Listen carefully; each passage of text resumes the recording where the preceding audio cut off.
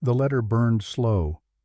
Miriam Cassidy stood at the iron stove in the gray light of early morning, holding the folded paper at its corner with 2 fingers, watching the flame catch the edge and crawl inward. She did not look away. She had learned long ago that the things you looked away from had a habit of finding you later in the dark when you were least prepared. The paper curled. The ink disappeared. The words she had read 3 times and memorized against her will turned to ash, and she dropped the last corner into the fire and brushed her fingertips against her apron. Outside, Duskwater was waking up. She could hear it through the single window above the sink. The creak of wagon wheels on packed dirt, the distant call of a man to his horse, the hollow sound of a door somewhere down the street swinging open and shut. It was 1884, and this small town in the New Mexico Territory moved through its mornings the same way it moved through everything else, slowly, practically, without sentiment. Miriam turned from the stove. Eli was already at the table, both hands wrapped around a tin cup of warm water because they were out of coffee again. He was 8 years old and had his mother's eyes and a jaw that was set at an angle that did not belong to anyone Miriam could name. He watched her come back to the table without asking where she had been or what she had burned. He had learned the way children learn things they are never directly taught, that some mornings required silence. She sat across from him and poured herself a cup and looked at her son. He had grown over the winter. She noticed it the way you notice a tree you pass every day, not in the growing itself, but in the sudden awareness one morning that the thing is taller than it was. His shirt was too short at the wrist. She had let out the hem twice already. "School today," she said. "I know. Eat something before you go."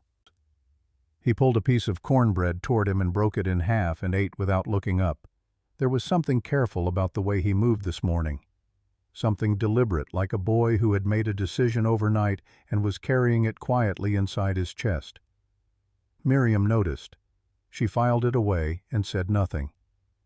This was how they lived, in the space between what was said and what was understood.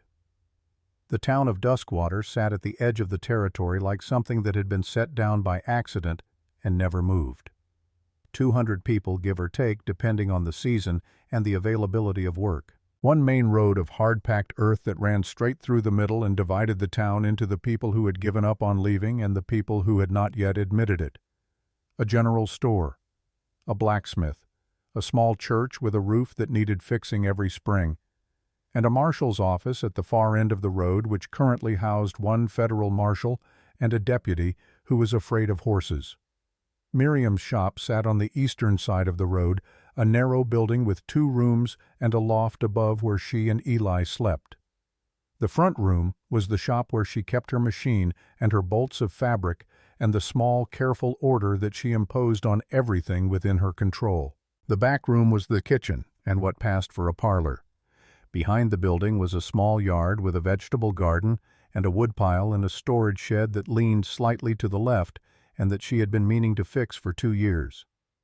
She had come to Duskwater as a wife and stayed as a widow. That was the whole of her history here as far as the town was concerned. Franklin Cassidy had brought her west in the spring of 1877, 6 months after they were married, and had died of what the town doctor described as a sudden illness in the autumn of the same year. Miriam had been 23 years old, 7 months in a strange place, and carrying a child she had not yet told anyone about. She had stayed because she had nowhere to go back to. That was the story she told. It was not entirely a lie. The morning moved forward the way mornings do, indifferent to the weight of the people inside them. Eli finished his cornbread and gathered his things for school.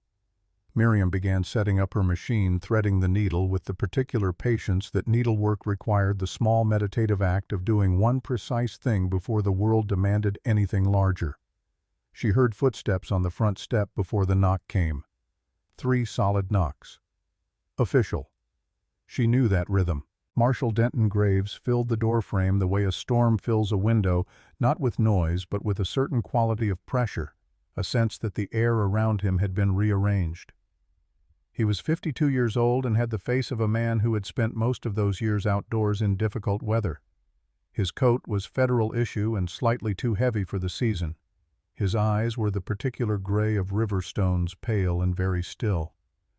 "Mrs. Cassidy," he said. "Marshall." She did not stand. She kept her hands on the fabric she had been folding. "You're early." "Passing through on my way to the office." He stepped inside without being invited. He had been doing that since he arrived in Duskwater 3 weeks ago. The small presumption of a man who was accustomed to walking into rooms that belonged to other people. "I wanted to ask you something." "You've been wanting to ask me something every morning for 3 weeks. And every morning you give me the same answer. Because it's the same question." He looked around the shop with the slow thoroughness of a man cataloging details. His eyes moved over the bolts of fabric, the spools of thread arranged on the shelf by color, the small framed embroidery on the wall that Eli had made when he was 5, and that Miriam had hung because it was imperfect, and she loved it for that. "There's talk," Graves said, "of a man moving through this part of the territory. Apache, traveling alone. There have been sightings as far north as Santa Fe." "There's always talk. This is a wanted man, Mrs. Cassidy. A dangerous one." She looked up from the fabric then because something in his voice had shifted. Not louder, more deliberate. The way a man speaks when he wants to watch your face as you hear what he is saying. "I mind my own business, Marshall. I always have." He held her gaze for a moment longer than the conversation required. Then he nodded once and turned toward the door. "If you see anything unusual," he said, "anything at all, I'd appreciate knowing about it." "Of course." He left. She listened to his footsteps cross the porch and descend the 2 front steps and move away down the road. Then she sat very still for a moment, her hands flat on the fabric in her lap, and she breathed. She did not ask herself why the description had made her pulse quicken. She had been asking herself that question in various forms for 8 years. She had stopped expecting an answer. Dora Finch came by at mid-morning the way she did most days, with something baked under a cloth and a piece of news she had picked up somewhere between her own front door and Miriam's. Dora was 55, broad-shouldered and warm-eyed with gray hair, pinned back in a style that had been fashionable 15 years ago and that she had never updated because she had decided she liked it and saw no reason to change things on account of other people's opinions. She had been the first person in Duskwater to knock on Miriam's door after Franklin died. She had brought soup. She had not asked questions. Miriam had trusted her ever since. "Cornbread," Dora said, setting the cloth bundle on the counter. "I made too much again." "You always make too much." "It's how I was raised. My mother believed that extra food was a form of apology." Dora settled into the chair by the window, the one she always took, and folded her hands in her lap. "I heard the marshal was here this morning. He comes every morning. Asking about the same thing. The same thing." Dora was quiet for a moment.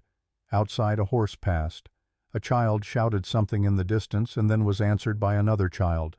The ordinary sounds of a town that did not know it was sitting on top of something. "He's determined," Dora said finally. "He's been determined for 8 years. He said so himself." Dora looked at her hands, then she looked at the window. Then she looked back at Miriam with an expression that Miriam had seen before, not often, but enough to recognize it.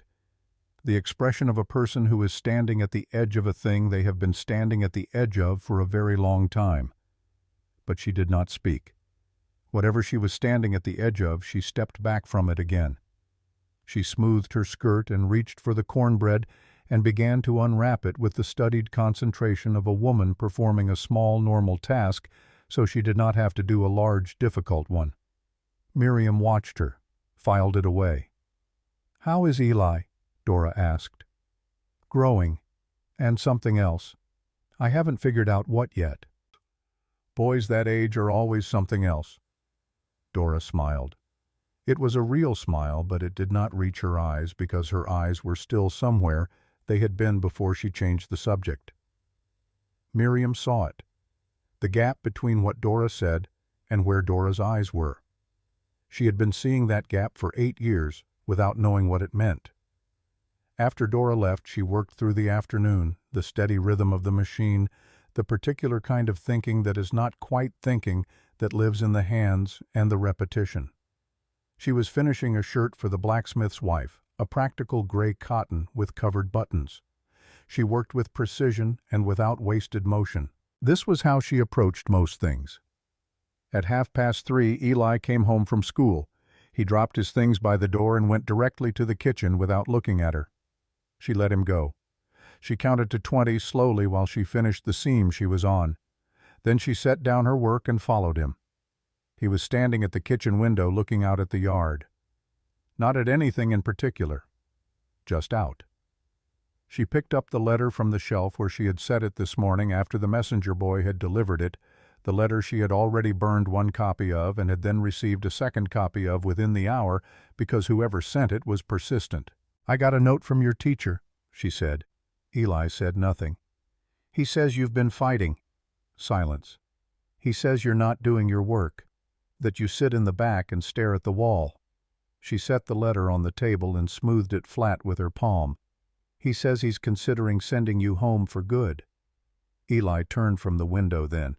He looked at his mother across the small kitchen, and in his face she saw something that stopped her. Not defiance, not guilt. Something careful and calculated and much older than 8 years old. "Eli," she said quietly. "Why?" He looked at the floor. "I just don't like school." She crossed the kitchen and crouched down so she was at his level, and she waited until he looked at her. "I know you like school. You like it a great deal. I've watched you read every book in this house twice. I've watched you do arithmetic in the margins of old newspapers for something to do." She kept her voice even. Careful. "So tell me why." His jaw tightened. He was fighting something. She could see it moving behind his eyes. "I heard Mrs. Hensley telling Mrs. Graves that we were behind on the school fees," he said, "that you hadn't paid for last month." The air went out of her, quietly, completely. "I thought," he said, still looking at the floor, "that if they sent me home it would help, because then you wouldn't have to pay." Miriam looked at her son, 8 years old and already trying to solve her problems by making himself smaller. She recognized the instinct. She had learned it herself from a woman who had never meant to teach it. She put her hand on his face. He finally looked at her. "You are not going to make yourself fail to protect me," she said. "That is not your job. That has never been your job. But if I could help, you help me every day, by being here, by being exactly who you are." She held his gaze. "We are behind on the fees because October was a slow month. November will be better. This is not a crisis. Do you understand me?" He nodded, not entirely convinced she could see that, but willing for now to take her word for it. She held him for a moment. He let her. Then she straightened up and went to start dinner, and the ordinary machinery of their evening resumed the fire and the pot, and the smell of something warm beginning to fill the small kitchen, and neither of them mentioned the school fees again. What Miriam did not tell her son because he was 8, and because some truths could wait, was that she had also heard Mrs. Hensley talking, and that she had already decided to do something about it. She had already decided several things. She had been deciding things alone for a long time. That was all right. She was good at it. Night came in over the territory the way it always did, not gradually but all at once, as if a lamp had been turned down by a single decisive hand.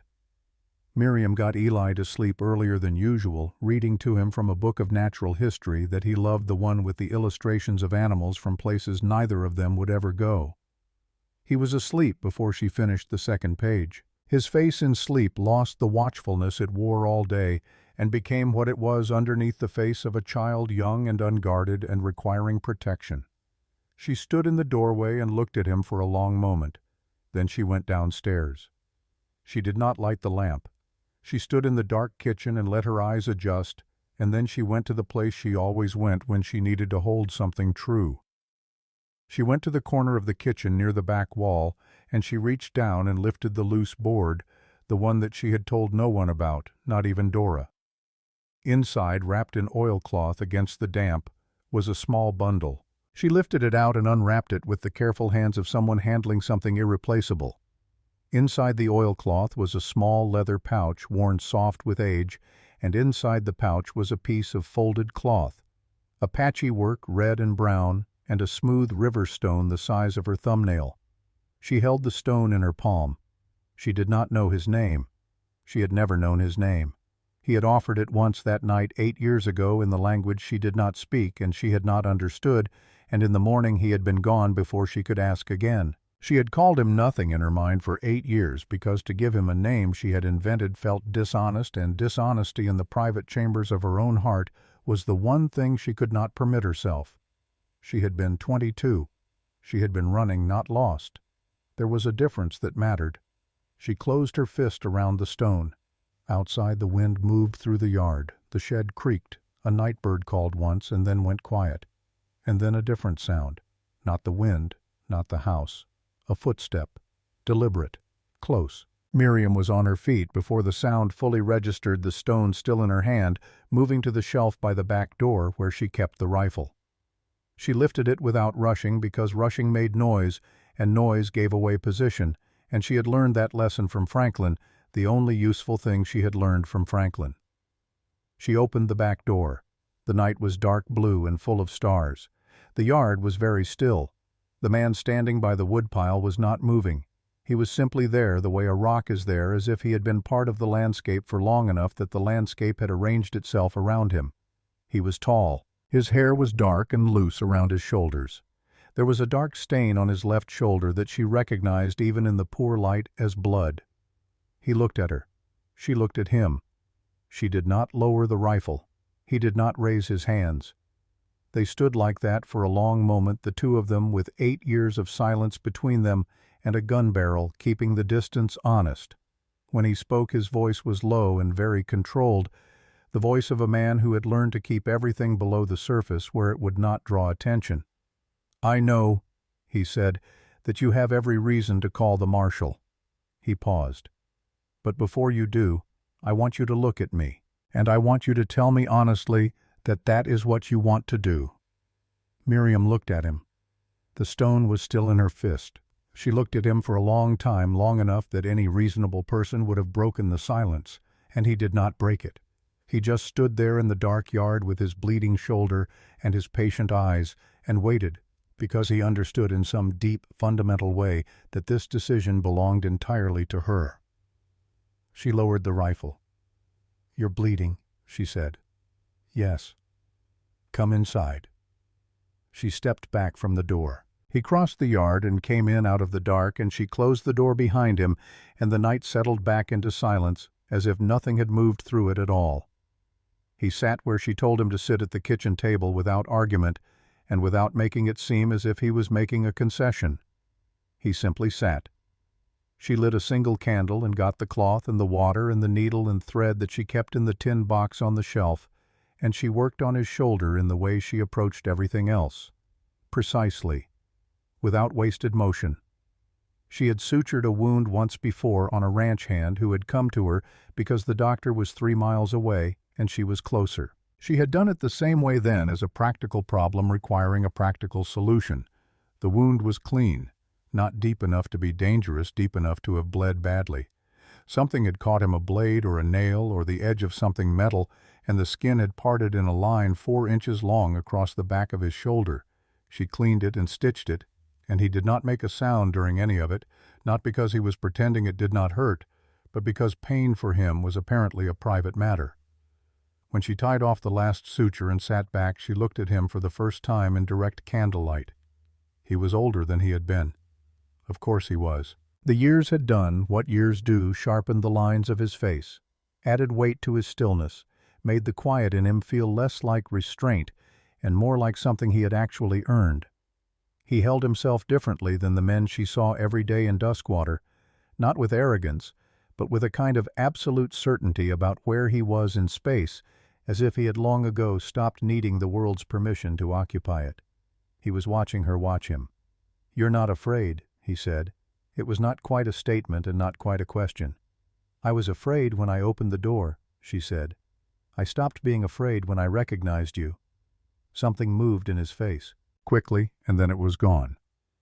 "You recognized me," he said. "Yes." He was quiet. She waited.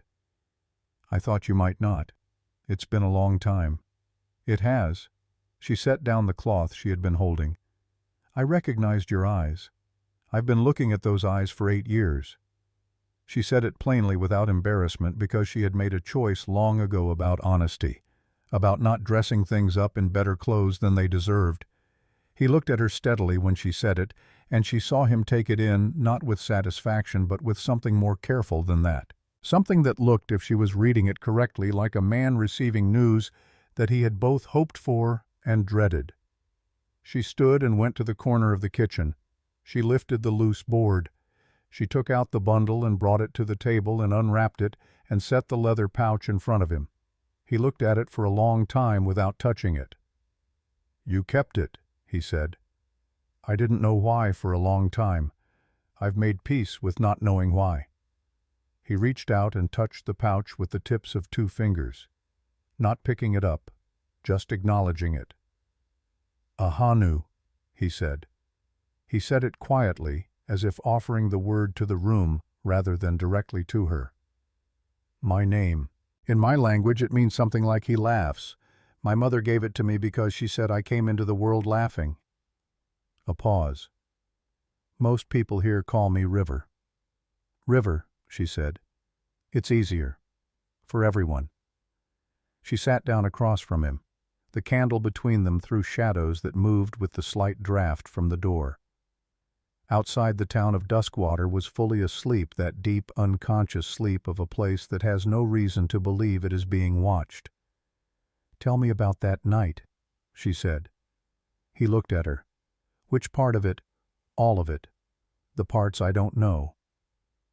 He was quiet for a moment. He was collecting himself, she thought, putting things in order before he spoke the way a careful person handles information they have been holding for a long time. Putting things in order before he spoke the way a careful person handles information they have been holding for a long time. "I had come through this part of the territory before," he said. "The spring before that autumn. I had seen you in the town at the market, buying flour." He paused. "I noticed you because you moved like a person who was always watching for the nearest door." She looked at him. "I recognized it," he said simply. "I did the same thing." She said nothing. "I went north that summer. Came back through in the fall. I was not looking for you specifically, but I was in that part of the country, and when I came across the fire in the trees and saw it was you sitting alone crying into your hands, I stopped." He looked at the candle. "I stayed far enough back that you could have gone without seeing me. But you looked up." "I saw the fire you made," she said. "Yes. You made it so I could see it." He did not confirm or deny this. He simply looked at her with those river-stone eyes and let the silence hold what he would not say. "Why did you leave without waking me?" she asked. She had asked this question 10,000 times in her own head and never once out loud. She asked it now in the same voice she used to ask everything else, plainly, without accusation, as a request for information she was owed. "Because before the sun came up, I heard something." He set his hands flat on the table. They were large and very still. "I heard 2 men talking at the edge of the tree line. One of them was Franklin Cassidy." The name landed in the room like a stone in water. "I knew who he was," River continued. "I had seen him in the town. He was talking with another man, a man I had also seen before, a trader, big, loud, always smiling." "Jesse Aldridge," Miriam said. Her voice was very even. "Yes." River looked at her. "I did not know his name then. I learned it later. They were arguing about money, about a debt. I could not hear all of it, but I heard enough to understand that Cassidy had lost badly and Aldridge was not willing to wait." He paused. "I woke you before I could decide what to do. I told you to go back toward the road, that you would be safe if you went quickly and did not look back." "I remember," Miriam said. "I thought you were sending me away." "I was sending you away from something I could see coming. I did not yet know what it was." He looked at his hands. "I followed the 2 men. They moved east into the town, toward the back road behind the trading post. I followed at a distance. And then—" He stopped. The candle flickered, steadied. "Aldridge killed him," Miriam said. Not a question. She said it in the tone of a person who has suspected something for years and is finally hearing it confirmed. "Yes." Quickly. "Yes, an argument. Aldridge had a blade. It was over in less than a minute." He held her gaze. "I came forward. I tried to help. I was too late, and by the time I understood that Aldridge was shouting, other men came. They found me at the scene with the body." His voice did not change. "Aldridge told them he had seen an Apache man attacking Franklin Cassidy. He told them he had run for help. By the time the marshal came, the story was already set." Miriam was quiet for a long time. She thought about the morning she had woken up, married to a man she did not love, had never loved, had agreed to marry, because her father had debts, and Franklin Cassidy had offered to settle them. She thought about the 7 months she had spent in Duskwater before the autumn of 1876, learning the geography of her own misery. She thought about the morning someone had come to her door and told her that her husband was dead, and about the feeling that had moved through her when she heard the news, the feeling she had spent 8 years refusing to name. Relief. She had felt relief, and then guilt so heavy she had carried it like a stone in her chest ever since. "I was not a good wife to him," she said. "I was not able to be, but I did not wish him dead." "I know," River said. "How do you know?" "Because a woman who wished her husband dead would not have carried his name forward with the care that you have, would not have stayed in the town where she had been unhappy and built something from it." He looked at her directly. "You stayed because running felt dishonest, because you believed you owed something even to a life you had not chosen." She looked at him across the table. "You've been watching this town," she said, "for a while." "How long?" He was quiet. "River." 3 years, he said, on and off, when it was safe enough to be close. She absorbed this, processed it in the careful, methodical way she processed everything that was too large to simply feel. "Eli," she said. "Yes." She watched his face. "You knew." "I suspected, and then I knew. And you said nothing, for 3 years." "I came closer every year. I kept finding reasons to wait one more season." He held her gaze without flinching because whatever else he was not a man who lied about his own failures. "I told myself I was waiting until it was safe, until the warrant was closed, until I had something to offer besides danger." He paused. "Runs Farr said it to me last spring when I told him I had found you again. He said I was a coward wearing the coat of a careful man." He was right. Miriam looked at the table, at the leather pouch, at the smooth stone she had been holding in her hand for the better part of the last hour without realizing it. She set it down. "What changed?" she asked. "Why now?" "Because Graves is here, and because Aldridge is still in this town, still free, still a man everyone trusts, and if Graves closes the warrant the way he has closed everything else with the easiest answer and not the true one, it will never be corrected." He looked at her steadily. "And because Eli is 8 years old and I have already missed 8 years, and I am not willing to miss another morning pretending I have a good reason to." The room was very quiet. Miriam picked up the stone again, turned it over in her hand, set it down. "You'll need to stay somewhere that isn't here," she said. "At least tonight. The shed in the yard leans, but it's solid enough. There's a blanket on the shelf inside." He nodded. She stood, began to put away the medical supplies. Her hands moved with their customary precision, folding the cloth, replacing the needle in its case, setting the tin box back on the shelf. "Miriam," he said. She turned. He reached into his coat and set something on the table between them. A folded piece of paper, old and soft with handling the creases worn nearly through. She looked at it without touching it. "A copy of the warrant," he said. "Issued 1876, signed by Marshal Denton Graves on the testimony of one witness, Jesse Aldridge." She looked at the paper. She looked at him. "The man who told the marshal that you killed my husband, she said slowly, "is Jesse Aldridge." "Yes. Jesse Aldridge, who has lived in this town for 8 years, who brings candy to the children and helps at the harvest and sits in the third pew at the church every Sunday." Yes. The truth arranged itself in the room between them with a terrible quiet clarity. Jesse Aldridge had killed her husband, had watched another man be condemned for it, had stayed in the same town where the dead man's wife raised her fatherless child, had smiled at that child, had nodded to that woman across the church aisle every week for 8 years, and had never flinched, had never shown a crack or a tremor or a moment's hesitation. Miriam thought about his face, about the easy smile, about the way he was always the first to help and the last to leave, and how everyone in Duskwater said what a good man, what a solid man, what a reliable man. She thought about the look he had given her that afternoon at the market 3 months ago. Just a look, just a fraction of a second, when he had stopped beside her at the fabric bolts and his eyes had moved to the shop window and then back to her face. And something in his expression had shifted in a way she had not been able to name until right now. He had been checking. He had been checking for years the way a man checks a rope that holds something heavy, making sure it was still holding. She was the rope. "He's been watching me," she said. "Yes." "Making sure I didn't know." "Yes." "And now you're here." She turned to look at him fully.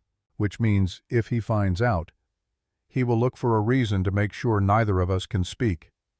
The candle had burned low. It threw long shadows now, and the kitchen was smaller and darker than it had been an hour ago. Miriam picked up the warrant, folded it, put it in her apron pocket where she kept the things she needed to keep close. "Go to the shed," she said. "Get some sleep if you can. I need to think." He rose from the table. He moved toward the back door and then stopped. "I'm sorry," he said. "For all of it. For being a man who found good reasons to wait when he should have moved." She looked at him for a long moment. "I know," she said. "We'll figure out the rest tomorrow." He went out into the dark yard and she stood at the door and watched until she could no longer see him, and then she closed it.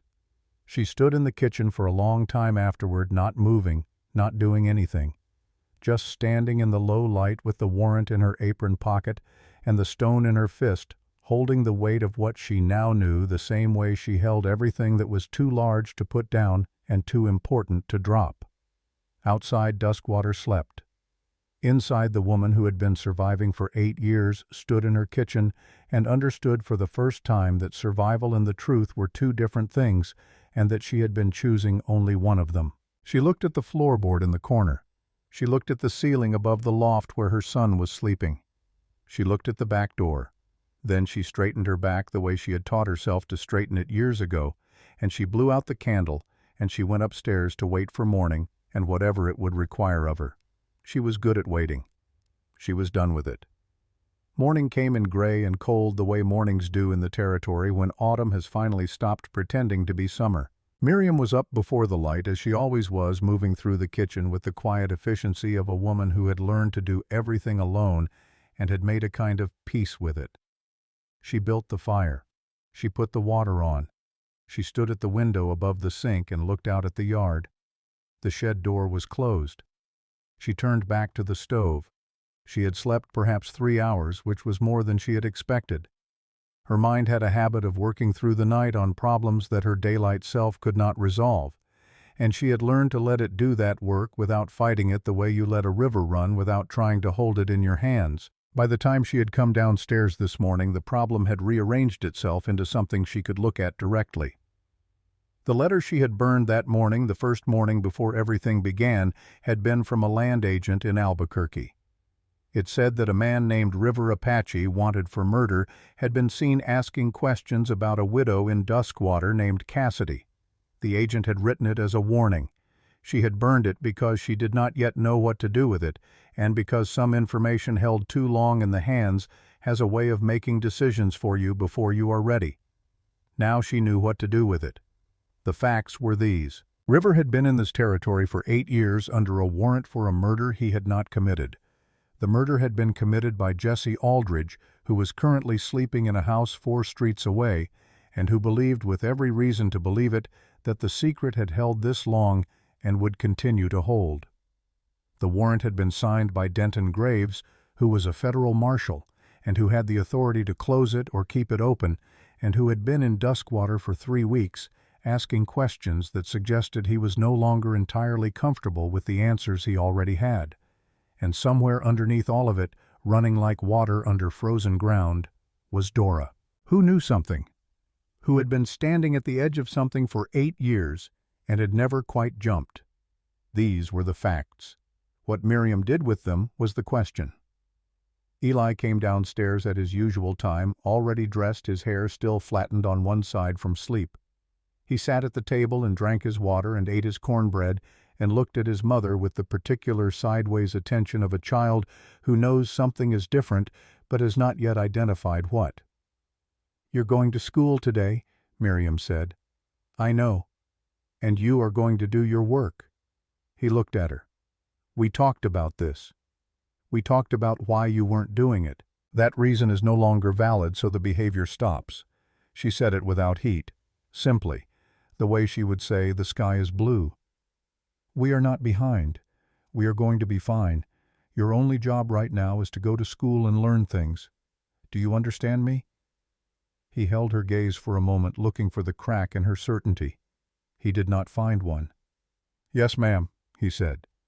She packed his things and sent him out the front door and watched from the window as he walked down the road toward the schoolhouse, his shoulders set with the particular determination of a boy who had just been reminded that his mother was not available to be worried about. She watched until he turned the corner. Then she went to the back door and opened it. The shed door opened at the same moment. River came out carrying the folded blanket, moving with the careful unhurriedness of a man who has slept in worse places and was not inclined to complain about this one. His shoulder was stiff. She could see that in the slight set of it, but he was moving well enough. He crossed the yard. She stepped back from the door and he came in. She had food on the table already, not much. Cornbread again and dried beef and a cup of actual coffee because she had found half a tin at the back of the shelf that she had been saving for no reason she could justify. He sat down and ate without ceremony, and she sat across from him with her own cup. And for a few minutes neither of them spoke, and the kitchen held the particular quality of silence that belongs to people who have run out of the kind of talk that fills space. "Graves will come this morning," she said. "I know. If he comes to the yard, I won't be in the yard. I'll hear him on the road." She looked at him. "You've done this a long time, listening for people coming." "Yes. It shows." She wrapped both hands around her cup. "Tell me about the woman, the one before." He looked up from his food. "You have said it more than once," she said. "In different ways. Every time I stay, someone is hurt." I recognized the grammar of that sentence, the way it was built. Like something a person had said to themselves so many times, it had become the architecture of how they thought. River set down the piece of beef he had been holding. He looked at the table for a moment. "Her name was Falling Water," he said. "She was Apache, from a neighboring band. We were young." He paused. "In 1873 there was a skirmish between her band and a group of soldiers who were moving through the territory.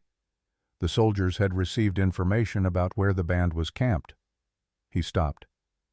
"From someone who knew," Miriam said. "From someone who knew me. Who knew I would be there. Who wanted me in the hands of the soldiers and did not care what else they destroyed to accomplish it." He looked at his hands. "She died in the first hour. She was 20 years old." Miriam was quiet. "After that," he said, "I believed it, that my presence was the risk, that the thing I carried the attention of people who wanted me found was a kind of danger that attached itself to anyone close to me." He looked up. "It is not an irrational belief. It is based on what happened." "It's not irrational," Miriam said, "but it has been doing work it was not meant to do for a very long time." He looked at her. "You used it to explain every choice you made," she said. "Every time you stayed away, every time you decided not to come back. You had a real reason once, and you built a house out of it and moved into it permanently. She set down her cup. "I'm not saying it to accuse you. I'm saying it because I did the same thing with different material." He held her gaze for a long moment. "What material?" he said. "Franklin." She said the name plainly. "I stayed in a marriage I should have left because I had been taught that the only thing worse than an unhappy woman was a woman who made trouble trying to be happy. I built that belief into a house too, and after Franklin died I kept living in it because it had been home so long I had forgotten it was a cage." The kitchen was very still. Outside, the sound of the town beginning its day. A door, a horse, a woman calling someone's name. "We are two people," River said slowly, "who have been very good at surviving and very poor at anything else." "Yes," Miriam said, "which means we understand each other well enough to stop pretending." He looked at her with something she had not seen in his face before, not the patient stillness he wore like a coat. Something beneath it, something that had been under there for a long time, waiting for enough light to be visible. Before either of them could speak again, she heard the footsteps on the front porch. 3 knocks. The marshal's rhythm. She looked at River. He was already on his feet, moving toward the back door without hurry, taking the cup and the remaining food with him, leaving the table looking as it always looked. He opened the back door and went out into the yard, pulling it quietly behind him, and by the time she crossed the kitchen and opened the front door, there was nothing in the room that should not have been there. Graves stood on the porch in the early light. He looked tired. He looked, she thought, like a man who had been having an argument with himself and was not winning. "Mrs. Cassidy, I apologize for the hour." "Come in, Marshal." He came in. His gaze moved over the table with the same automatic thoroughness she had come to expect from him. It stopped on the 2 cups. He looked at the second one for just a moment longer than the first. She had forgotten the second cup. She moved to the table without rushing, collected both cups, and carried them to the wash basin. She did not offer an explanation. Offering explanations for things that had not been asked about was a form of confession. Graves sat in the chair she indicated, the one that faced the door. "I want to speak plainly with you," he said. "I've always preferred that." He looked at his hands. They were folded in his lap, and she noticed for the first time that they were not entirely steady. A slight tremor. Not drink, she thought. Something else. Something internal. "I've been a marshal for 26 years, he said. "In that time I have closed over 200 cases, opened warrants, gathered testimony, signed the papers, and moved on to the next one." He looked up. "I closed the Cassidy case in 1876 in 4 days. 4 days from incident to warrant. That is the fastest case I have ever closed." Miriam said nothing. She was very still. "At the time I told myself it was efficiency, clear evidence, single witness, straightforward account." He paused. "I have been telling myself that for 8 years, and I have been not entirely believing it for 8 years. "Why are you telling me this?" she asked. "Because I think you know more than you've told me, and I think what you know is the thing I've been circling for 8 years without being willing to land on it." He met her gaze. "I was under pressure in 1876. Political. Washington wanted the territories settled, wanted the records to show order and resolution. A quick close on a murder case with a clear suspect was exactly the kind of thing that made the right people comfortable." His jaw tightened.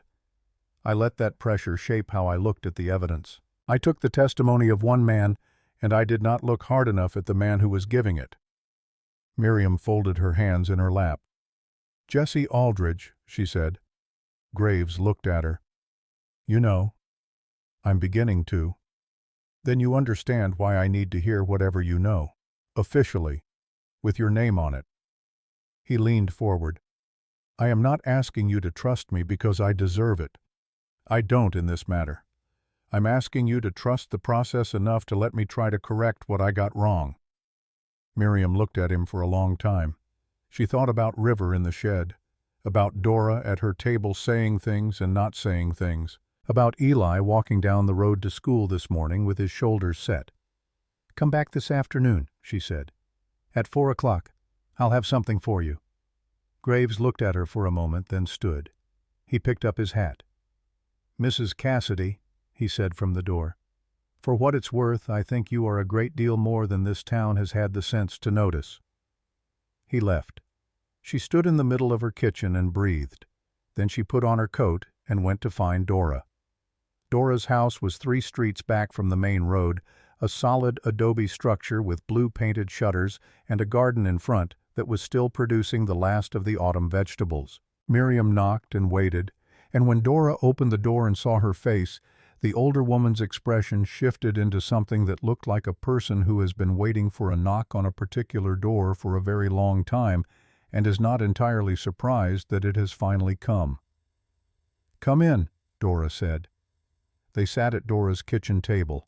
Dora made tea with the slow deliberateness of a woman buying herself time to think. She set the cups down and sat across from Miriam and looked at her hands. "Tell me what you know," Miriam said, not unkindly, but without the softening that she might have used at another time. There was no time for softening. Dora looked at her tea. "How much do you already know?" "Enough that what you tell me will confirm it rather than change it. But I need to hear it from you, in your words." Dora was quiet for a moment. Her hands were very still around the cup. Then she lifted her eyes and looked at Miriam with an expression that was tired and resolved and somewhat relieved, the expression of a person who has been holding something heavy for so long that the prospect of setting it down outweighs the fear of what happens after. "I was at the market late that evening," she said, "the night Franklin died. I had forgotten a bag of salt and gone back for it. The trading post was closed, but I went around the back to knock on the supplier's door." She paused. "The alley behind the trading post runs along the back of 3 buildings. I came around the corner and I saw them. Aldridge and Franklin. Aldridge and Franklin." She set down the cup. "They were arguing.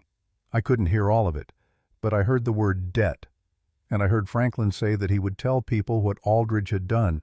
Something Aldridge had done with goods coming through from the south, something illegal. I didn't understand all of it. And then Aldridge said something very quietly, and Franklin stopped talking." She stopped. "And then," Miriam said, "it was very fast.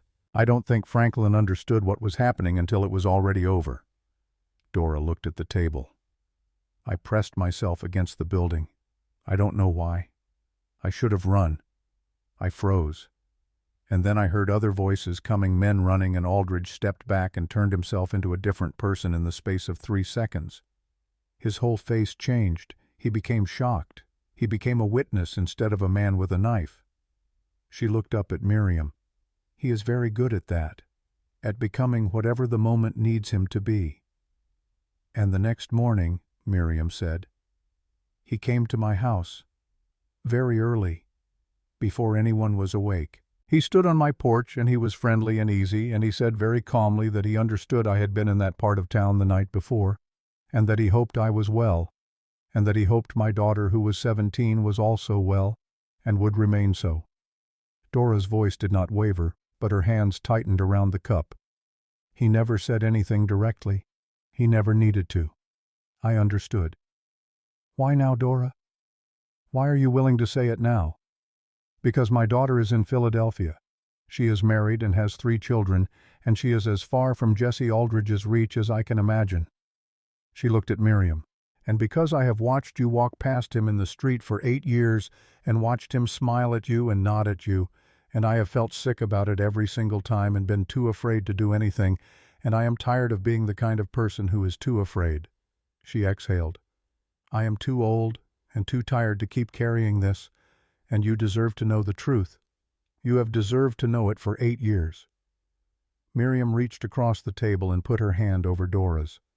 They stayed like that for a moment, just 2 women at a kitchen table with the weight of a long-held secret finally released into the air between them. "I need you to say it to the marshal," Miriam said. "This afternoon, at 4. Dora looked frightened for just a moment. Then the fear passed through her like weather and left something steadier behind. "All right," she said. Miriam squeezed her hand once and let it go. She walked home through the middle of the morning down the main road of Duskwater with her coat pulled close and her eyes straight ahead, and the ordinary traffic of the town moving around her.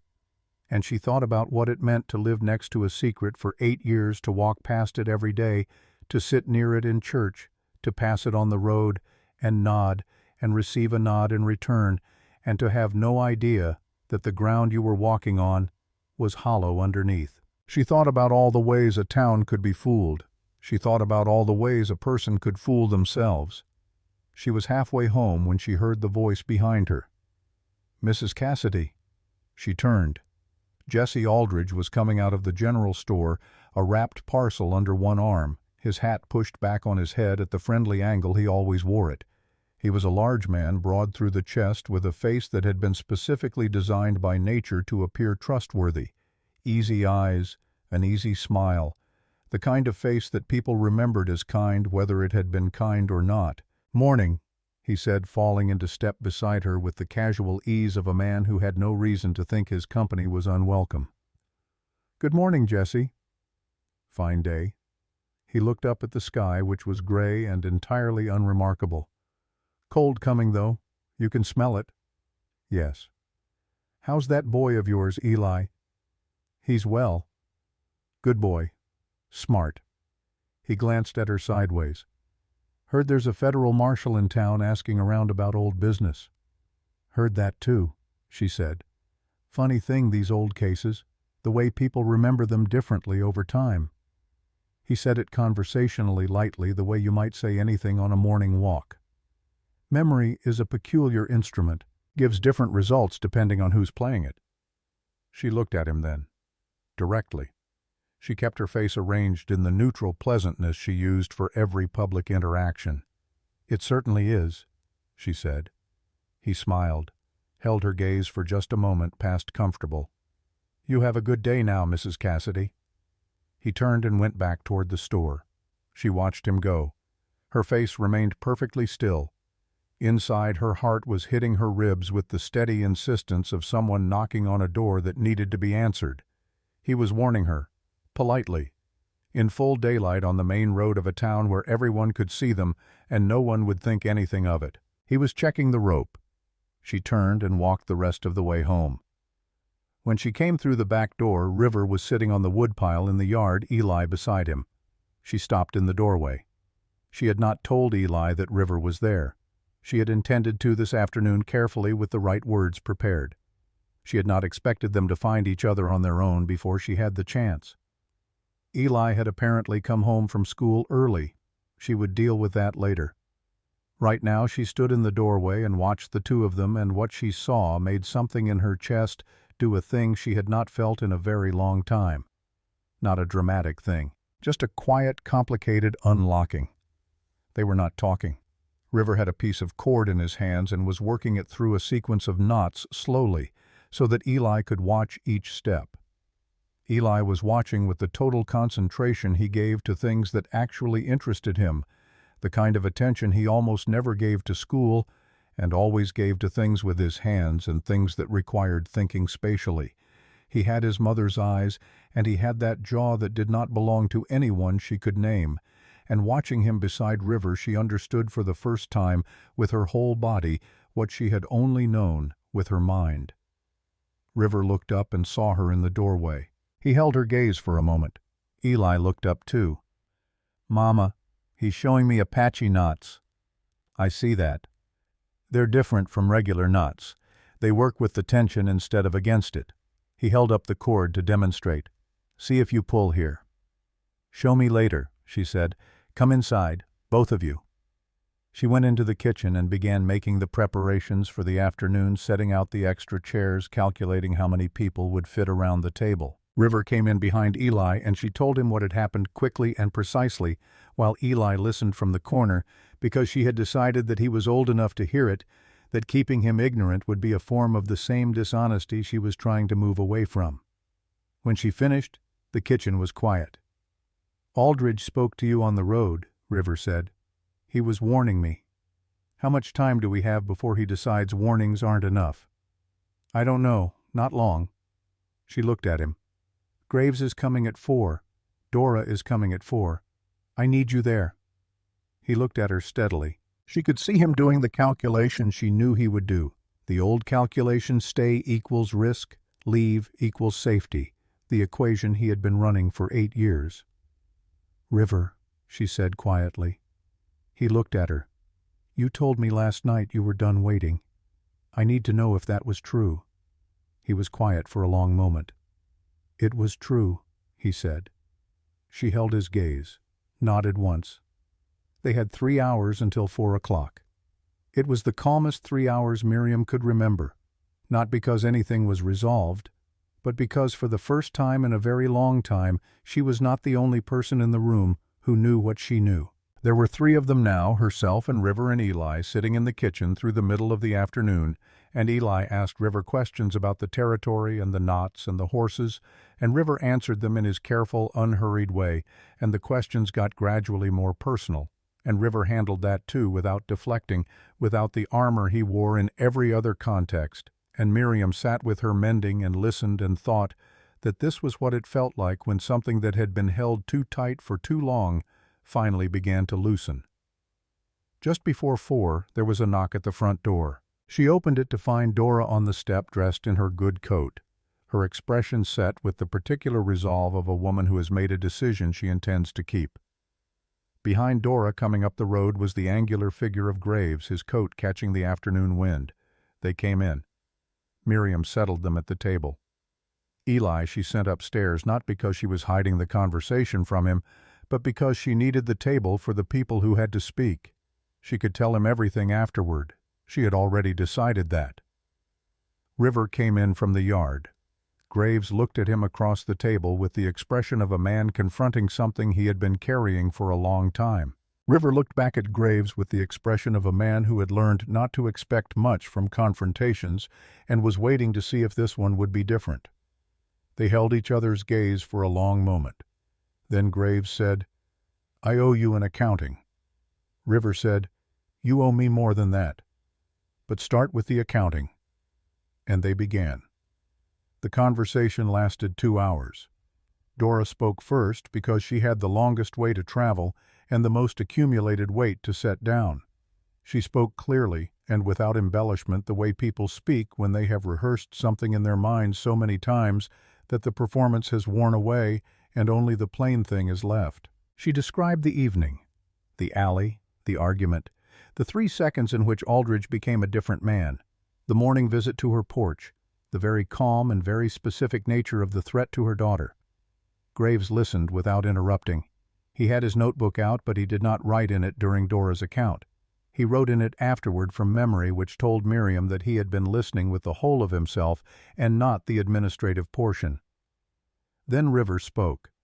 He gave his account in the same unhurried way. He gave everything, laying the facts down one by one like stones across a river, letting the pattern speak for itself.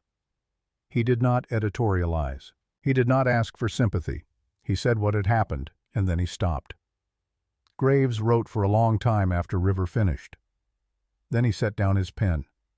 "In 1876, he said, when I took Aldridge's testimony, he gave me a description of the scene, the position of the body, the angle of the wound. He was very specific." He looked at his notes.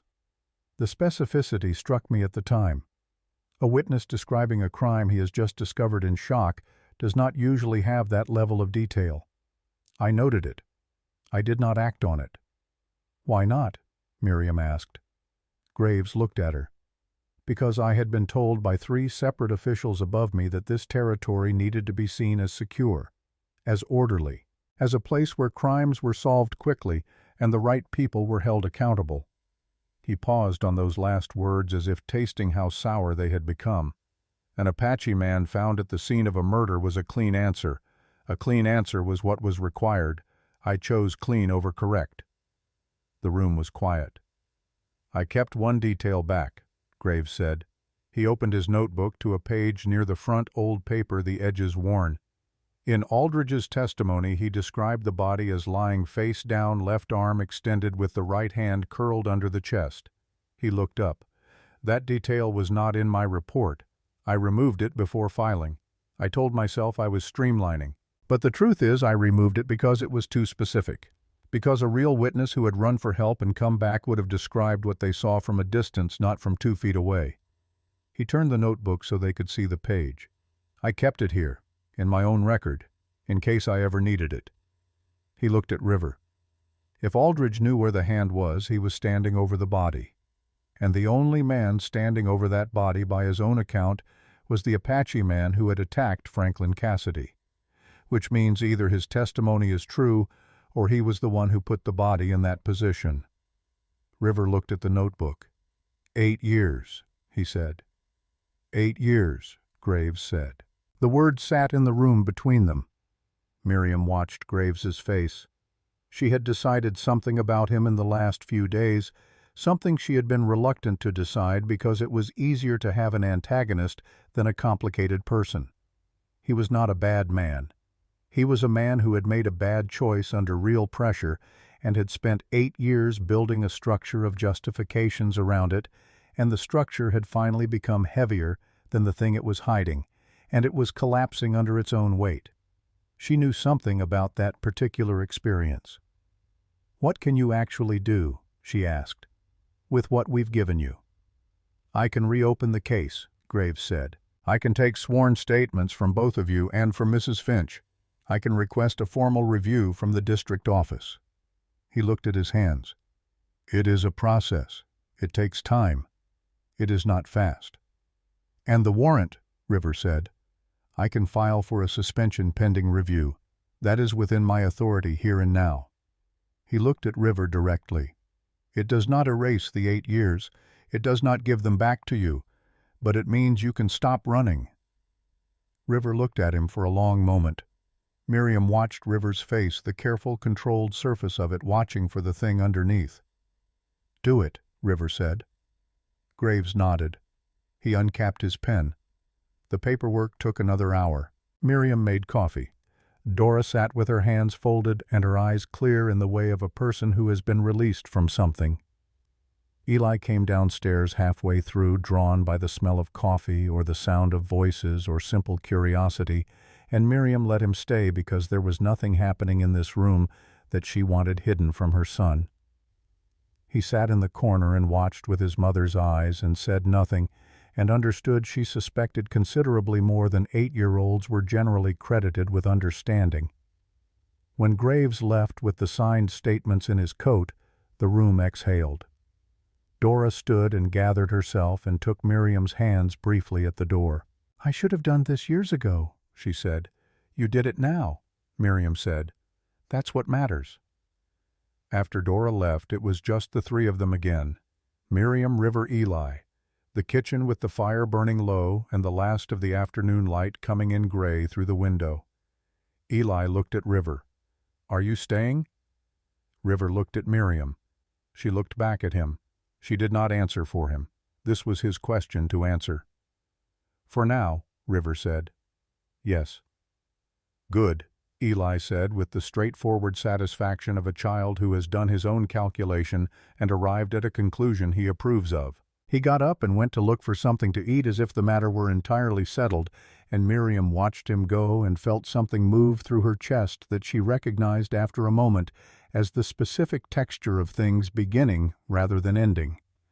It was late when they finally sat down together at the kitchen table for a proper meal, the three of them, the first time any arrangement of these three people had sat down for a meal together. It was not dramatic. Eli talked about the knots and about a boy at school who had caught a snake and brought it in a jar, and about a book he wanted to read that the schoolhouse did not have. River listened and responded and asked questions, and Miriam watched both of them and ate her food and let herself simply be in it, this ordinary, remarkable evening. After Eli was in bed, River stood to leave for the shed. Miriam spoke before she had consciously decided to. "The floorboard," she said. He turned. "The pouch. The stone. You should have them back." He looked at her for a long moment. "You kept them for 8 years. I kept them because I didn't know your name and couldn't give them back." She met his gaze. "Now I know your name." He was quiet. Then slowly he shook his head. "Keep them," he said. "They've been yours longer than they were ever mine." She held his gaze. "Then tomorrow," she said, "we figure out what comes next. Together. Not you deciding alone and not me deciding alone. Together, he said. He said it like a man learning a new word in a language he had decided to become fluent in, testing the weight of it, finding it heavier than expected, and deciding that was all right. "Good night, Ahanu," she said. The use of his true name in her voice did something to his face that she held quietly inside her chest and did not speak about. "Good night, Miriam," he said. He went out into the dark yard and she stood at the back door and listened to the sound of the shed door opening and closing, and then she turned back to the kitchen and began to clean up from the meal, and the ordinary machinery of the evening settled around her like something familiar, like something that had been waiting for her to stop fighting it and simply live inside it. Outside, the wind moved across the territory. The town slept. And in the house on the eastern side of the road, the woman who had been surviving for 8 years looked around her kitchen at the table that had held 4 people this afternoon, where it had only ever held 2 at the 2 cups she had washed and the extra plate she had used, and the chair that had been moved to make room.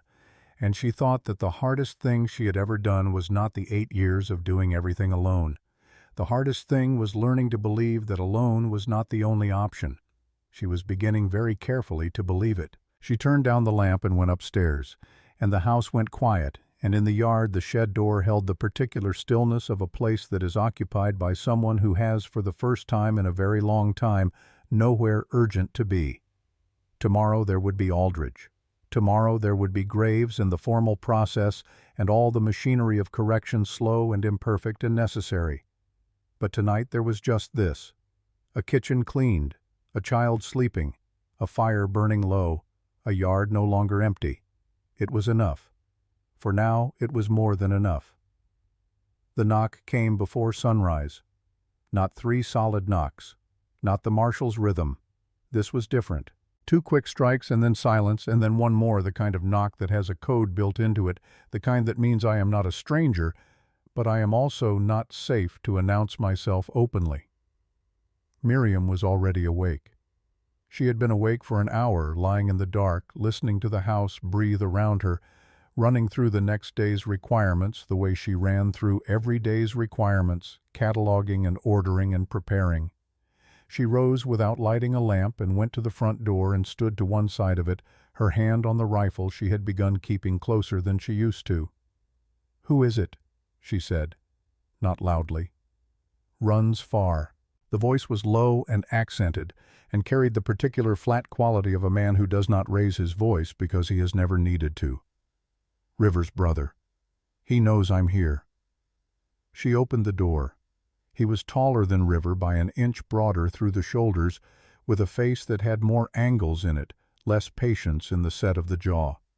He wore a long coat that had seen considerable weather and carried nothing visible in his hands, which she took as a deliberate gesture. He looked at her with the directness of a man who considers social courtesy a waste of time that could be better spent on accurate assessment. He looked at her the way she imagined a man looked at the person he had decided from a distance and over time was the reason his brother had not come home. "Come in," she said. He came in. He did not look around the room the way Graves did cataloging. He looked at the back door, assessing the most direct route to his brother. She went to the back door and opened it and called River's name once quietly into the dark yard. The shed door opened within seconds. River had been awake too. He came across the yard and stepped into the kitchen and saw his brother, and something moved between them immediately, the complex, rapid weather of a relationship that has deep roots and a difficult recent history. It was the specific weather of a relationship that has deep roots and a difficult recent history. 2 people who love each other and have disagreed about something important and are both too stubborn to have resolved it cleanly. Runsfar looked at River. River looked at Runsfar. "You should have told me you were coming," River said. "You should have told me what you were doing," Runsfar said. Miriam put the coffee on because it was 4 in the morning, and whatever this conversation was going to be, it would be better with coffee. She set 3 cups on the table and sat down at her end and let them do what brothers do, which is talk around the thing for a while before they get to it. It did not take long. Runsfar was not a man who circled. "Sika sent word," he said. "Aldridge was at the land office yesterday afternoon. He was asking about property to the south, about routes, about how quickly a man could move goods out of the territory if he needed to. River looked at Miriam. She looked back at him. "He's preparing to run," River said. "If he knows the marshal is looking at him again," Miriam said, "if Graves talked to anyone, if anyone in this town said a single word out of place." "Then he knows," River said, "and he will not wait to find out how much we have." She stood up. Her mind was already moving, already doing the thing it did, breaking the problem into its components and sorting them by urgency. "Graves," she said. "I need to get to Graves before Aldridge gets out of town." "It is 4 a.m, Runsfar said. He said it not as an objection but as a logistical observation. "I know what time it is." She was already moving to get her coat. "If Aldridge runs before Graves files the formal review, before the sworn statements are registered with the district office, before any of it is official, then he disappears and River is still carrying the warrant and nothing changes." She pulled the coat on. "I am not going to let that happen." River stood. "I'll come with you." "You will stay here." She looked at him. "If Aldridge sees you on the road at 4 a.m, it accelerates everything in the wrong direction. He needs to not know how much we have until Graves has everything in his hands." She held River's gaze. "I need you to trust me to do this part." He looked at her for a long moment. She could see the old instinct moving through him, the one that said, "Move," the one that said staying still was dangerous, the one that had kept him alive for 8 years and had also cost him 8 years. She watched him recognize it. She watched him choose differently. "All right," he said. She turned to Runsfar. "Can you watch the road? Aldridge's house is on the north end of town. If he comes out before I get back—" "I know what to do," Runsfar said. He stood and pulled his coat back on and went out the front door into the dark without ceremony, which she appreciated. River walked her to the door. They stood in the doorway for a moment with the cold air coming in around them. "Miriam," he said. She looked up at him. "I have spent 8 years making decisions that I told myself were about protecting you, about protecting everyone near me." He said it slowly, choosing the words with care. "What you are doing right now, going out at 4 a.m. to fix something that I helped create, is not something you should be doing alone." "I'm not alone," she said. "I'm doing my part. You're doing yours. That is not the same as alone." He looked at her. Something in his face settled. Not relief exactly. Something more like recognition. The expression of a man who has been offered a version of the world that is different from the one he has been living in, and is finding carefully that he can inhabit it. "Come back quickly," he said. "I intend to." She went out into the dark. Duskwater at 4 a.m. was a different town than the one she moved through during the day. The same buildings, the same road, but emptied of the performance that daytime required, stripped down to its actual structure, the adobe and timber and packed earth of a place that existed for practical reasons in a practical landscape. Her boots on the road were the loudest sound in it. She moved quickly and kept to the side of the road where the shadow was deepest, not because she was hiding but because old habits of careful movement were not wrong simply because they were old. Graves was staying at the boarding house on the south end, the only establishment in Duskwater that rented rooms by the week. She went to the side entrance, the one that the landlady had mentioned was always unlocked for late arriving guests, and went in and up the stairs to the second door on the right, which was what she had been told and which she hoped was correct. She knocked 3 times. Waited. Movement inside. A lamp being lit, its light showing under the door. Then Graves's voice, fully alert in a way that told her he had not been deeply asleep either. "Who's there?" "Miriam Cassidy." A pause. Then the door opened. He was dressed except for his coat, which told her he had gone to bed prepared to get up quickly, which told her he had already been expecting something like this. "Aldridge," she said. "He may be preparing to leave." Graves stepped back from the door. "Come in." She told him what Runsfar had said. Graves listened standing up, which she had noticed was how he listened to things that required immediate action. He sat down only for things that required deliberation. "How reliable is the source?" he asked. "Reliable enough that I walked here at 4 in the morning." He picked up his coat. "The statements I took yesterday are in my files, but they have not been transmitted to the district office yet. I plan to send them with the morning rider at 7. Then we need them transmitted before Aldridge discovers they exist. The telegraph office opens at 6. He was already checking his pockets, his habitual pre-departure inventory. "If I transmit the request for formal review and attach the statement summaries before 7, the district office will have them before any rider Aldridge could reach anyone with authority to help him." He looked at her. "It buys us the legal ground, but it doesn't stop a man from riding out of town before the paperwork catches up with him." "What stops a man from riding out of town," Miriam said, "is someone watching the road." Graves looked at her. "You have someone watching the road." "I have someone watching the road." He almost smiled. It was a brief and somewhat rueful expression, the smile of a man who is impressed by something and is also aware that his own earlier choices are partly why the impression is necessary. "Mrs. Cassidy," he said, "I made a significant error in 1876. I am aware that saying so does not repair it. But I want you to know that whatever I can do to correct it, I will do." She looked at him. She had been thinking since their conversation the afternoon before about what it meant to accept an apology from someone who had done something genuinely harmful. Not in the private domestic scale of hurt feelings or broken promises, but in the larger scale, the scale of 8 years of a man's life, of a child who had grown up without his father, of a woman who had lived in the shadow of a crime she did not know the true shape of. She had decided that acceptance and forgiveness were not the same thing, and that she could extend one without requiring herself to feel the other immediately. "Do your job, Marshal," she said. "That's what I need from you right now." He nodded. He picked up the file from the desk, a thick envelope of papers that he had apparently organized before going to bed, and put it inside his coat. They left together.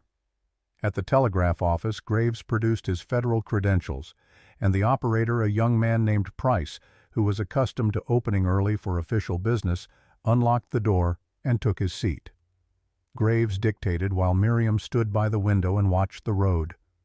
The sky was beginning to change at its eastern edge, not light yet, but the deep black thinning slightly, the first suggestion that darkness was a temporary condition. The road was empty. She watched it. She was halfway through composing in her mind the list of things that needed to happen after today. The conversation with Eli. The question of River and how long the suspension of the warrant would hold, and what would happen when it was reviewed, and whether the review would go the way they needed it to go. The question of Aldridge, and what being arrested would mean for the town's understanding of the last 8 years when she saw the movement at the north end of the road. A horse. Moving at a careful pace, the pace of an animal being asked to move quietly, not the pace of a horse allowed to move naturally. A single rider, a large man with a parcel tied behind the saddle. Jesse Aldridge leaving Duskwater before the sun came up, and behind him from the shadow between 2 buildings, a second figure on horseback, moving parallel, unhurried, waiting, runs far. She turned. Graves.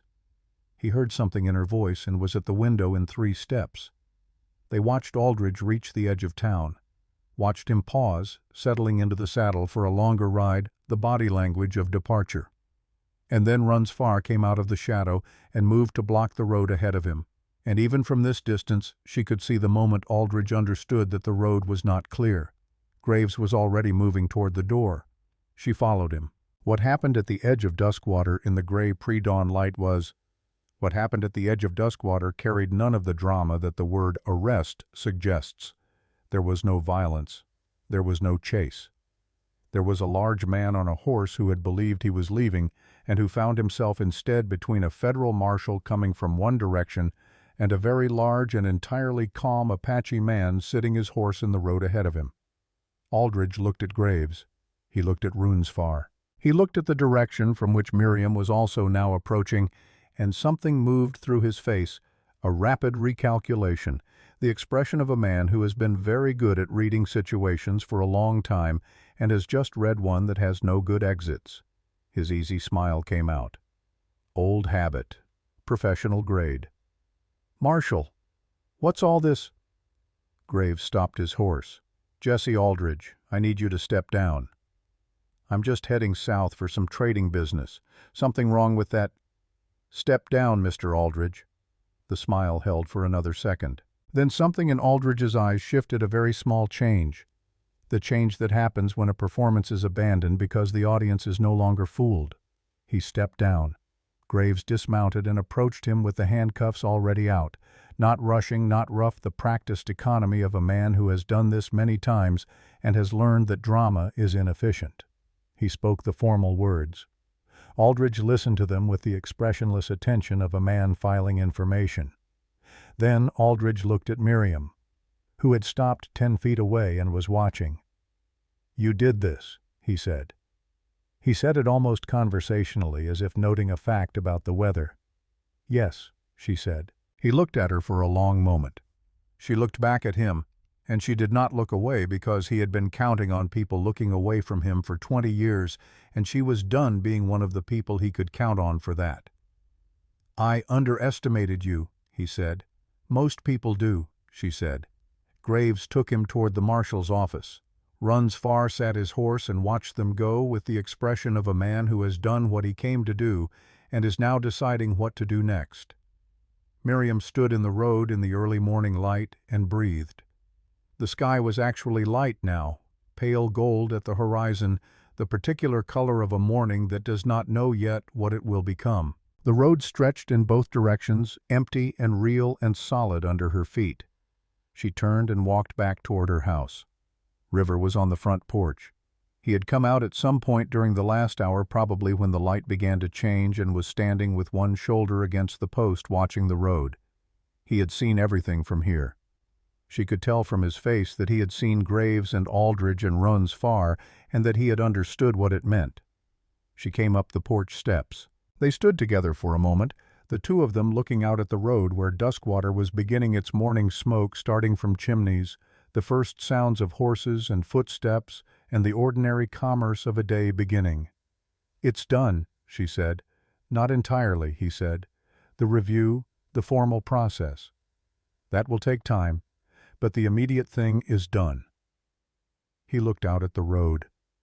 She looked at the side of his face, the lines of it, the particular quality of his stillness this morning, which was different from his stillness of the days before. Lighter. Not unburdened because 8 years did not become weightless overnight, but different. Like a man who has been carrying something on one shoulder and has for the first time shifted it to a more sustainable position. "Runsfar," she said. "He came. He helped." "I know." He paused. "He surprised me. He loves you." River looked at her. "He has a particular way of showing it." "Most people do," she said, and she turned and went inside to start the fire and wake Eli and begin what the day required. Spring arrived in Duskwater the way it always arrived, argumentatively. 3 warm days, followed by a cold snap, followed by 2 warm days, and a hard frost that killed the early seedlings, if you had been foolish enough to put them out, and then finally, definitively, the morning when the air came through the window and smelled different from all the mornings before it. Miriam noticed it on a Tuesday. She was at her machine when she registered the smell and sat back in her chair and looked at the window and thought, there it is. A lot had changed since October. The formal review had taken 3 months. Graves had driven it with the focused determination of a man who has identified the making of a wrong as his primary professional obligation, which Miriam believed was his way of handling guilt, and she neither blamed him for the guilt, nor would she have preferred he handle it differently. The district office in Santa Fe had assigned a reviewing judge who had read the file and the new statements and the testimony of Dora Finch, and had in February issued a formal ruling that the 1876 warrant naming Ahanu, known as River, in the death of Franklin Cassidy, was vacated on grounds of newly presented material evidence. The ruling had come in a plain envelope delivered by the weekly rider, indistinguishable from any other official correspondence. Miriam had been at her machine when River brought it in from the front step. She had opened it and read it and looked up at him. He had read it in her face before she said anything. He had sat down in the chair across from her machine, which was not a chair designed for sitting and being small and spindle-backed and positioned for customers waiting for fittings. He had sat in it anyway, and looked at the paper she set in front of him and read it, and then he had sat very still for a long moment. Eli had come in from outside in the middle of this and had read the room with his customary accuracy and sat on the floor beside River's chair without saying anything, and River had put one hand on the boy's shoulder without looking down, and they had stayed like that, the three of them, in the quiet shop with the winter light coming through the window for a long time. She had not cried. She was not a woman who cried easily, but she had felt something release in her chest that had been there so long she had forgotten it was a foreign object. In January, a letter had arrived from the district court in Santa Fe. Miriam had opened it at her machine the way she opened everything, standing up without ceremony. It said that Jesse Aldridge had been convicted of the murder of Franklin Cassidy and sentenced accordingly. It said that the warrant naming Ahanu, known as River, was formally vacated. It said these things in the flat administrative language of official documents that do not know and do not care how long the people reading them have been waiting. She had folded the letter and put it in the drawer where she kept things that mattered. She had gone back to her machine. She had not cried and she had not celebrated because neither felt right for a thing that should never have needed correcting in the first place. She had simply noted it the way she noted things and kept working. She did not think about Aldridge often after that. She had decided that the portion of her interior life she had already given to Jesse Aldridge was far more than he deserved, and she was not inclined to give him any more of it. The town of Duskwater had absorbed the information the way small towns absorb surprising information noisily for 2 weeks, and then with a kind of enforced normalcy, the communal decision to recategorize something disturbing as something that happened and was now over and could be spoken of in the past tense. Some people had sought Miriam out to say things, some of the things better than others. Mrs. Hensley had come to the shop in November and said that she had never trusted Aldridge, which was not true, but which Miriam received with a polite face because requiring honesty from everyone at all times was more energy than she had available. Graves had left in February, 2 days after the ruling came through. He had come to the shop to say goodbye, standing in the doorway with his hat in his hand, and had said things that were neither easy to say nor easy to hear about the year 1876 and the years after it, and what he intended to do differently with whatever years he had remaining. Miriam had listened and had said what she actually thought, which was that his accounts were his to settle, and she could not settle them for him, but that she hoped he settled them in a way that made him useful to the next person who needed something done correctly instead of conveniently. He had taken that in with the expression of a man receiving a fair assessment and had nodded and gone. River had watched the exchange from the back room doorway and afterward had said, "You are a direct woman." "I've been told," she said. "I find it useful," he said. She had looked at him. He had looked back and the corner of his mouth had moved in the way it moved when he was finding something amusing and had decided not to say so directly, which she was learning to read the same way she read everything else, carefully and with attention to the details. He had stayed. That was the fact of it, plain and enormous and still slightly astonishing to her. On certain mornings the shed in the yard had been replaced early in the winter by a room added to the back of the house.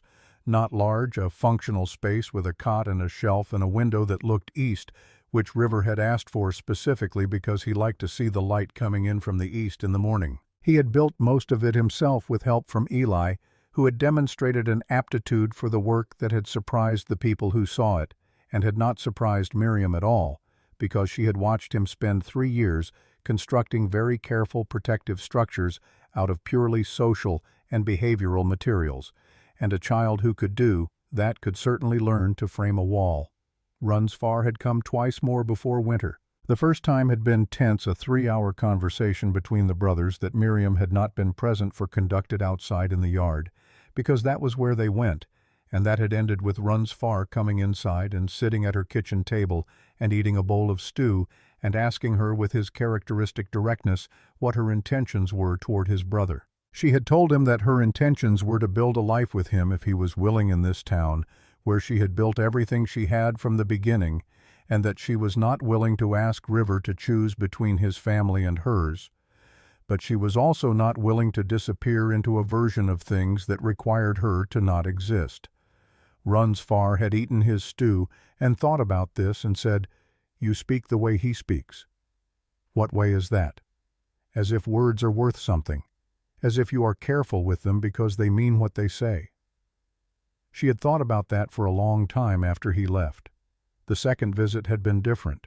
He had brought 2 younger members of the band with him, apparently because he wanted them to see something, though he did not explain what. They had stayed 2 days.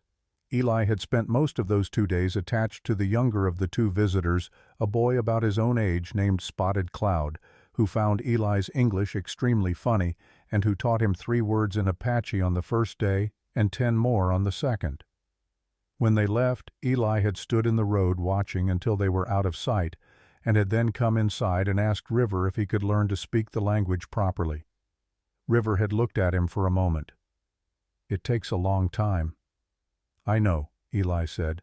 "I learn fast." River had looked at Miriam. She had looked back at him with the expression she used when something was his decision to make. "All right," River said. After that there was Apache in the house on certain evenings, Eli's voice and River's voice going back and forth over words and sounds and the particular grammar of a language built differently from English, and Miriam would sit with her mending and listen and not understand most of it, and find to her own mild surprise that she did not mind not understanding, that there was something right about a sound in her house that she could not fully decipher, something that pointed toward a future that was going to be larger than her current capacity to imagine it. Now it was spring. The morning smelled new. Miriam sat at her machine and worked through the stack of orders that March always brought, the winter coats being exchanged for lighter things, the practical optimism of people deciding that the cold was over and dressing accordingly before the weather had officially agreed.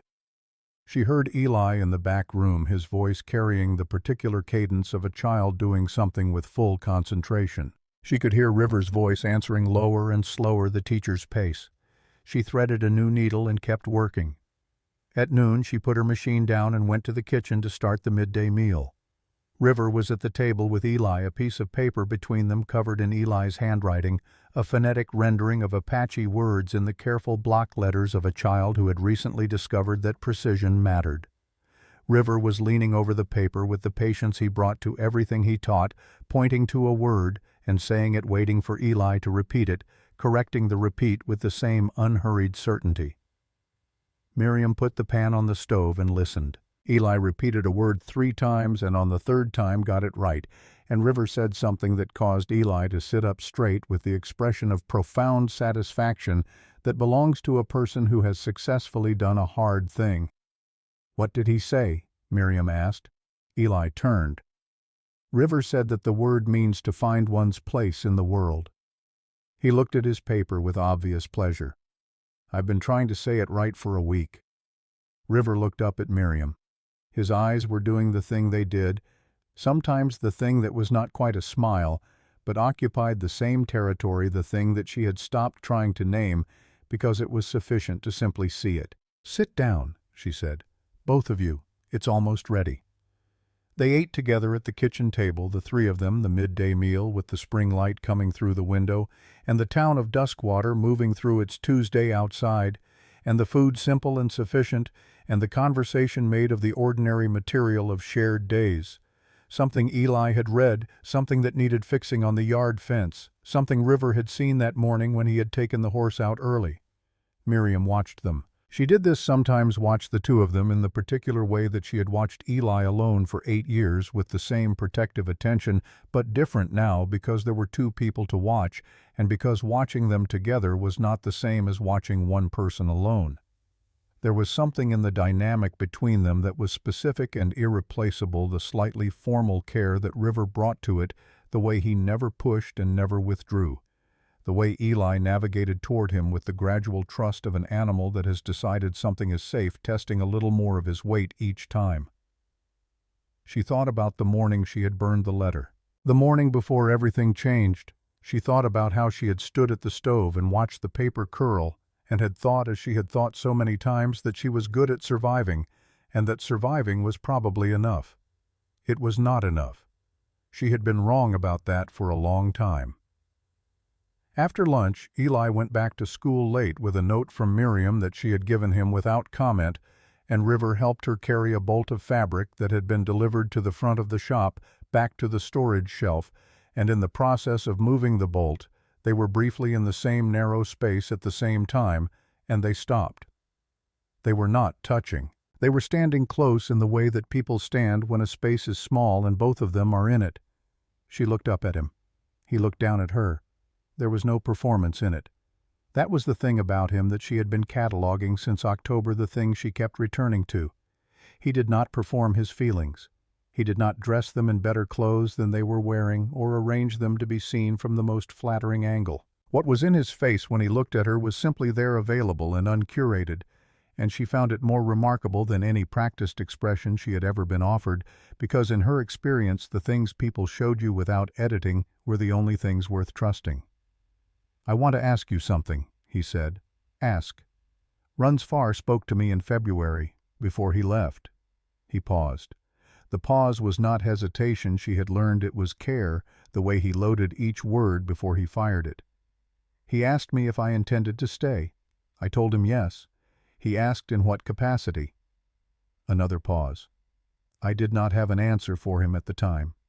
She held his gaze. He reached into the pocket of his coat and set something on the bolt of fabric between them. A ring, silver-worked simply without ornamentation. The kind of object that was beautiful, not because of what had been added to it, but because of how the material itself had been treated, with the understanding that the thing had its own nature, and the maker's job was to work with it, not impose on it. She looked at it for a moment. Then she looked at him. "I am not a man who has much," he said. "I have a name that is difficult in this language, and a warrant that has been vacated but not forgotten, and a capacity for staying that I am still learning to trust in myself." He held her gaze without looking away. "But I have not wanted anything the way I want this. The life here. The boy. You." He stopped. "I am not asking you to resolve anything quickly. I am only asking if there is a direction that this is moving." She looked at the ring. She looked at the man who had made it, or found it, or carried it toward her from somewhere she could not imagine. She thought about a woman at a fire 22 years old who had been running and had stopped and had looked up and seen someone looking back at her. She thought about 8 years of a stone in her palm. She thought about Eli's voice this morning getting the word right on the 3rd try. She thought about direction. She picked up the ring. She turned it in her fingers once, feeling the weight and the smoothness of it. Then she held it out to him and held out her left hand alongside it. He understood.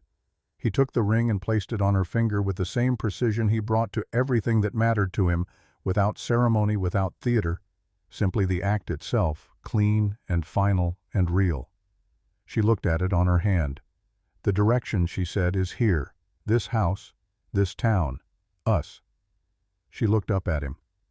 "Is that a sufficient answer?" "Yes," he said. And the corner of his mouth did the thing it did, and this time he let it become the full thing, an actual smile, and she discovered that it transformed his face entirely, and she thought that his mother had been absolutely right to name him what she had. She laughed, quietly, mostly to herself, and he looked at her with the smile still on his face, not asking what was funny, because he understood that some things were not for explaining. She put her hand against his chest briefly and felt the steady beat of him. Then she stepped back and picked up the other end of the fabric bolt and said, "Help me with this shelf." He helped her with the shelf. That evening when Eli came home from school, he found them on the front porch. River repairing a section of railing that had rotted over the winter, and Miriam beside him with the tools he needed as he needed them, which she had learned to anticipate, and which he had stopped being surprised by. Eli stood at the bottom of the porch steps and looked at them with the direct appraisal he brought to situations that mattered. His gaze went to Miriam's hand. He looked at the ring. He looked at River. He looked at his mother. "Is that what I think it is?" he said. "What do you think it is?" Miriam said. He considered this. He took his time the way he always took his time with things he wanted to get right. "I think it means we're not going anywhere," he said. "No," Miriam said. "We're not." Eli nodded. He climbed the porch steps and sat on the top step beside River and picked up a spare piece of wood from the pile River was working from and turned it in his hands. "Can I help?" he asked. River looked at the wood in his hands, then at the railing, calculating. "Yes," he said. "Hold this piece here." Eli held the piece. The three of them worked through the remaining daylight, the porch railing taking shape under their hands. The spring evening settling around duskwater, in the particular way it settled, slow and golden, the light lasting longer than it had a right to, as if the day was reluctant to be over. When it got too dark to work, they sat together on the porch, the railing still not finished but further along than it had been. The first stars were coming out. The town had quieted down to its evening register, a few lights in windows, a horse being stabled somewhere nearby, the distant low sound of voices from the direction of the boarding house. Eli leaned against River, tired from the day. River put his arm around the boy with the naturalness of something that has stopped being new, and Eli adjusted his weight and settled in and closed his eyes. Miriam sat beside them and looked out at the road, at the town, at the dark of the territory stretching away in all directions from this small lit place, enormous and indifferent and full of weather and chance and all the things that could not be controlled or predicted or prepared for. She thought about what it had taken to get here. Not the story version, not the events in sequence, but the actual cost of it, paid in small daily installments over years, the things surrendered and the things held on to and the things that had finally required releasing. She thought about the word Eli had learned today, to find one's place in the world. She had been in this town for 8 years. She had built a life here, a real one, with her hands and her stubbornness and the particular kind of endurance that does not look like heroism from the outside, but is in practice one of the most demanding things a person can sustain. She had survived this place. Now for the first time she thought she might actually live in it. River's hand found hers on the porch rail. She turned her palm up and let his fingers close around it. She did not look at him. He did not look at her. They both looked out at the road, at the evening, at the dark edges of what was still unknown and unknowable and coming toward them regardless. Eli's breathing had slowed to sleep.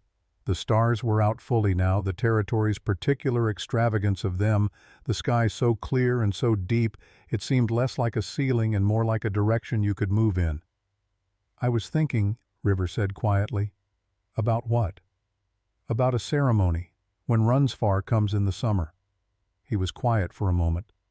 Apache tradition. His presence would mean something, to both sides. She looked at him then. He was looking out at the road, giving her the space to take the offer or leave it, not attaching anything to it, not requiring anything from it. She thought about what it would mean, not the practical arrangements, but the meaning of it.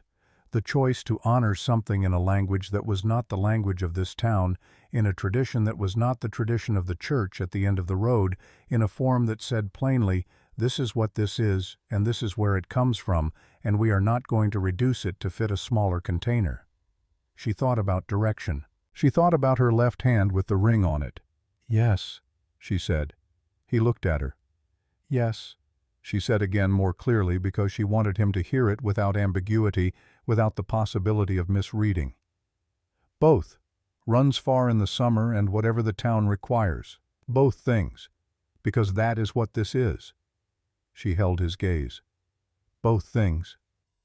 He looked at her for a long moment. Then he looked back at the road, and she felt his hand tighten around hers, briefly, firmly, the grip of a man communicating something he does not have words for or does not need words for, because the grip says it well enough. They sat there together in the spring dark, the sleeping boy between them, the ring on her finger catching the starlight, the porch rail they had repaired between them solid now under their joined hands. The territory stretched away around them in all directions, enormous and real. Their house held the light. Tomorrow there would be work and the ordinary requirements of a day in a small, practical town. There would be the school fees and the machine and the orders waiting on the shelf and the fence in the yard that also needed fixing, and the conversation with Runs Far that would come in summer, and all the adjustments and negotiations and small daily decisions of a life built by people who are still learning the particular architecture of building with someone else. There would be difficulty. There would be the long institutional memory of a territory that was still deciding what it believed about the people who lived in it. There would be the work of raising a boy who was going to be complicated and wonderful and require more of both of them than they could yet imagine. None of that was a surprise. None of it was a reason. What mattered was this: the porch, the stars, the sleeping child, the hand in her hand, the ring that meant, yes, I know what I am choosing, I have looked at it fully, and I am choosing it anyway. The road that stretched away in both directions, going everywhere and nowhere, the same road it had always been. And the woman sitting on the porch of a house she had built from nothing, who had finally, after a very long time, stopped watching the road for what was coming and started looking at what was already here. That was enough. That was it, turned out everything.